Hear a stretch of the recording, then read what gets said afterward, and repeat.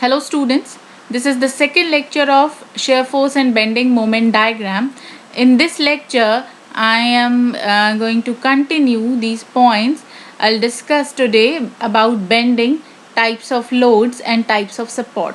From next lecture, I will brief you everything about the shear force and bending moment diagram, how to draw shear force diagram and bending moment diagram.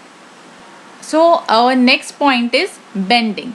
Bending is actually a deformation of a bar which is produced by the load or force perpendicular to the axis as well as the force couple acting in the plane passing through the axis of the bar.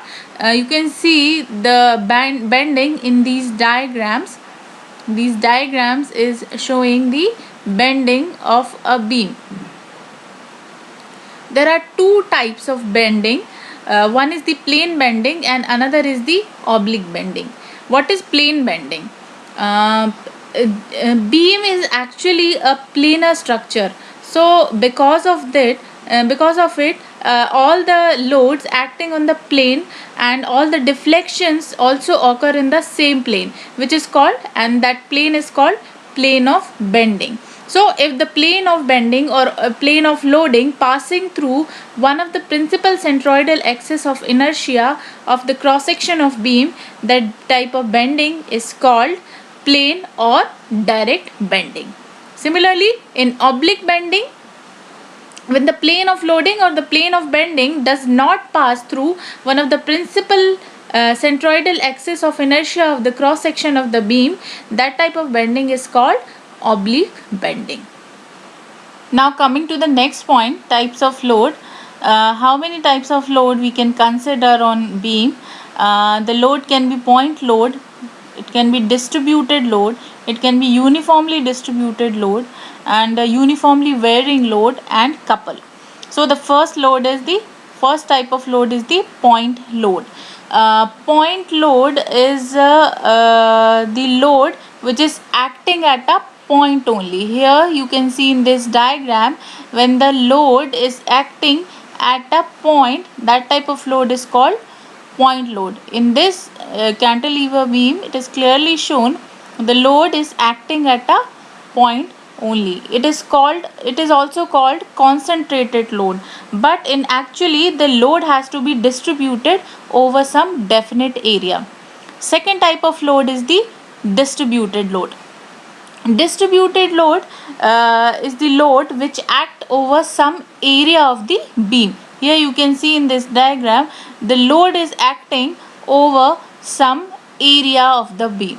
It is not a point load, but it is acting over some area of the beam. So we can say this load is measured by their intensity, which is expressed by the force per unit distance along the axis of the beam. The third type of load is the uniformly distributed load or UDL. So we can say UDL is the load which has uniform intensity. Like if we are considering in this diagram, you can see the uniformly distributed load or UDL. So if we are considering the load has the intensity F kilonewton per meter, so we can say in UDL the intensity of load will be same at each and every point of the beam. At the starting point and at the end point, the intensity of this load will be same. That is why it is called uniformly distributed load, which is clearly shown in this diagram. The next type of load is the uniformly varying load.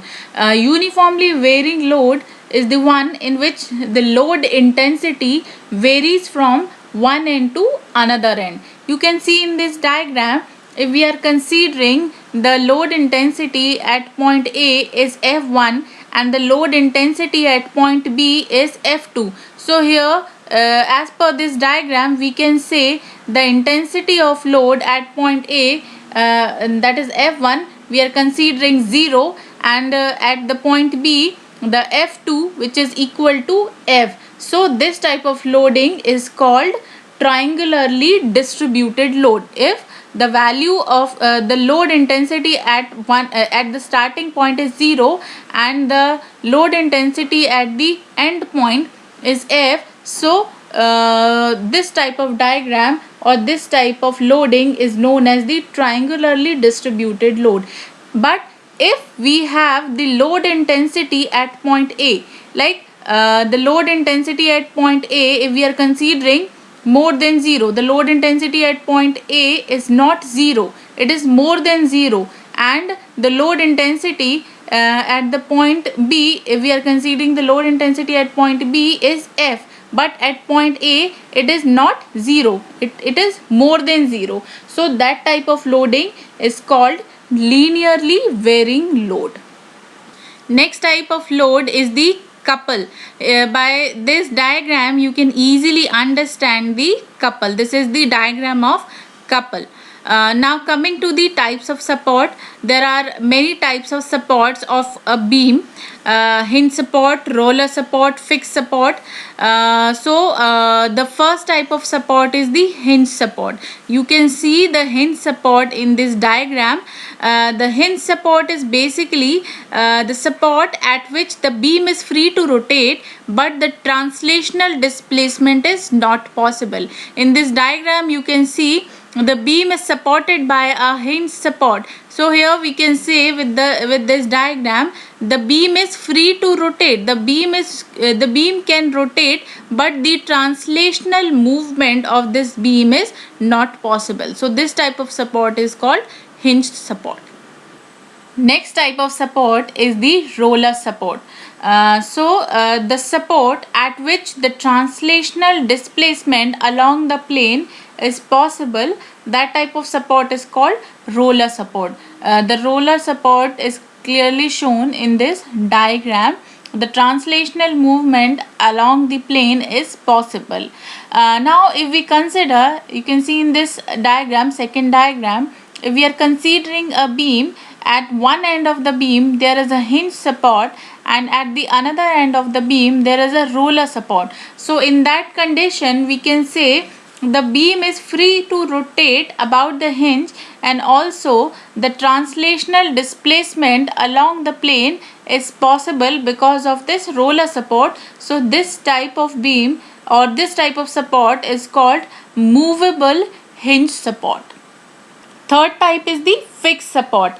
In fixed support, the beam is fixed at both the end. So we can say that neither rotation is possible nor translational displacement is possible in fixed beam. Why? Because the beam is fixed at both the end.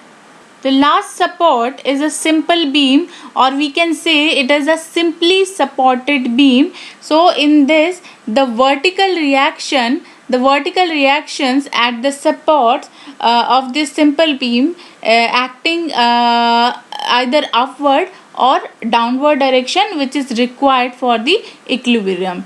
So this is about the support. So here I explained all the points which you need to know before drawing this shear force diagram and bending moment diagram. In next lecture, I'll tell you about the shear force and bending moment and how to draw the shear force diagram and bending moment diagram. Thanks for watching the video and subscribe the channel for more lectures.